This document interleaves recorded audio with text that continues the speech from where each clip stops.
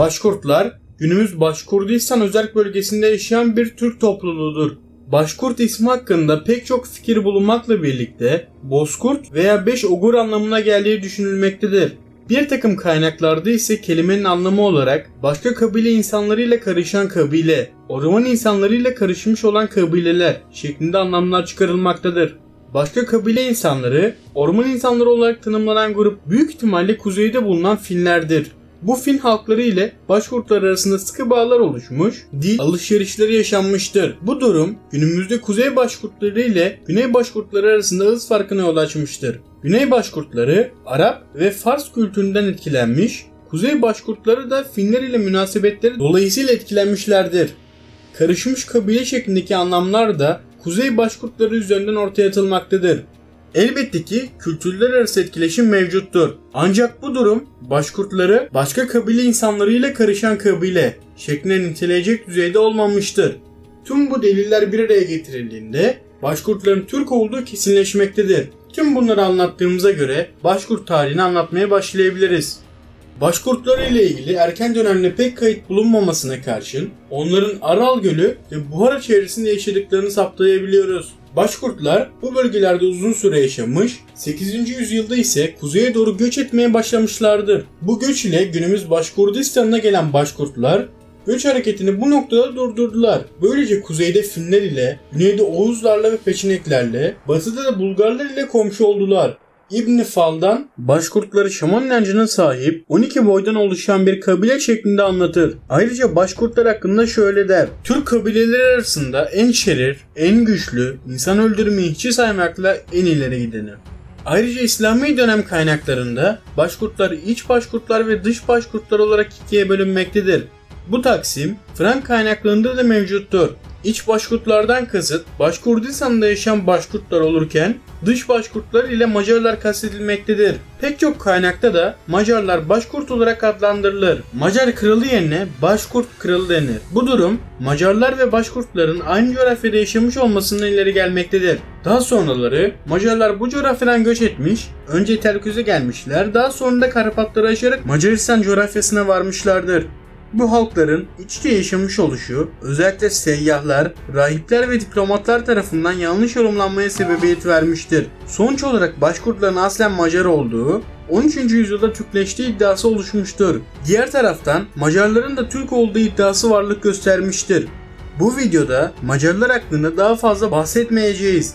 Ancak bu iki halk arasındaki yakınlığı anlamak bizim için önemli olacaktır. Moğol istilasının başladığı 13. yüzyıla kadar Başkurtlar normal yaşayışlarına devam etmişlerdir. Ayrıca söz konusu süreçte İslam dilini benimsemişlerdi. Böylece Arap ve Fars kültürleriyle tanışmış, onlardan etkilenmiş oldular. Kuzeyde bulunan Başkurtlar ise daha çok Finler ile etkileşim içindeydiler.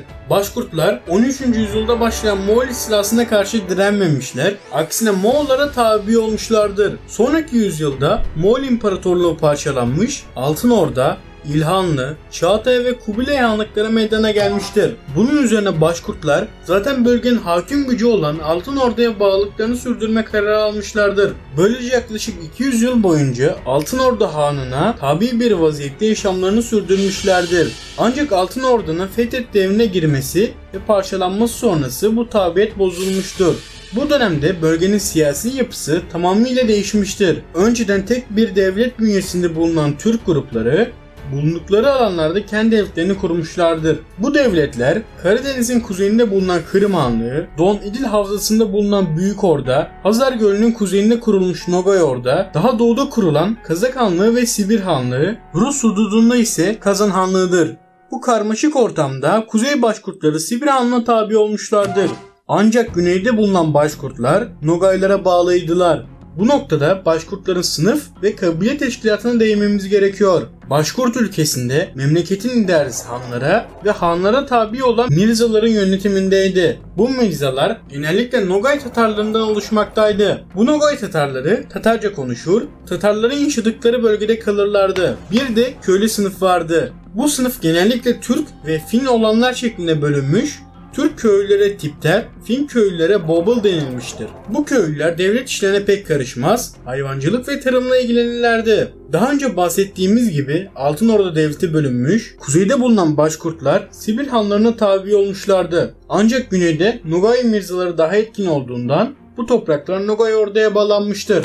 Yine de hakimiyet büyük ölçüde Sibir hanlığındaydı. Çünkü Sibir hanları Nogay hanlarını sürekli etki alanları içinde tutmuştur. Hatta Sibir hanlığı öncülüğünde Nogaylar ve Kırım hanlığıyla da birleşerek büyük orduya saldırılar düzenlenmiş, bu devleti parçalamış ve kısa süreliğine Sibir hanlığına bağlamışlardı.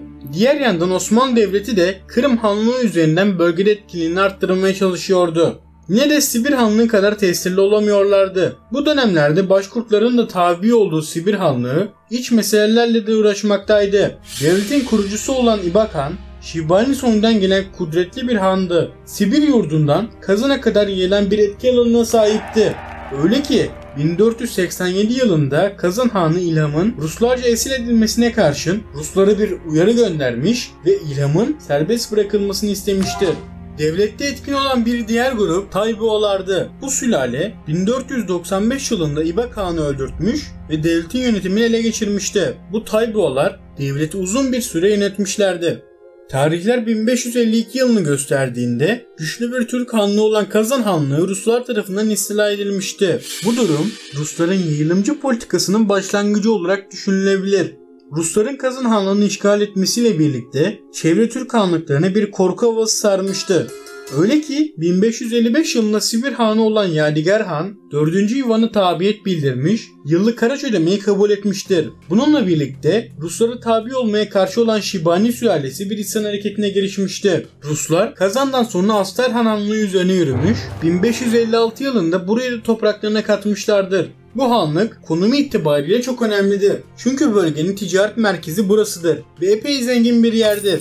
Bu hanlığın Ruslar tarafından işgal edilmesiyle birlikte ticaret yollarının hakimiyeti de Ruslara geçmişti. Türk hanlıkları masadan bir eksiliyordu. Aynı dönemlerde Nogay Hanlığı büyük bir felaket yaşamaktaydı. Bu felaket büyük bir kıtlıktı. Bölge insanları kıtlık nedeniyle açlık çekiyorlardı. Bu büyük felaketten istifade etmek isteyen Ruslar Kozaklar aracılığıyla büyük bir taarruza kalkmışlardı. Sibir Hanlığı da bir iç karmaşa içerisinde olduğundan bölgede varlık gösteremiyordu. Ancak bu durum 1563 yılında Şibanilerin tekrar hanlığın başına geçmesiyle birlikte değişti. Böylece yeni Sibir Hanı Küçüm Han olmuştur.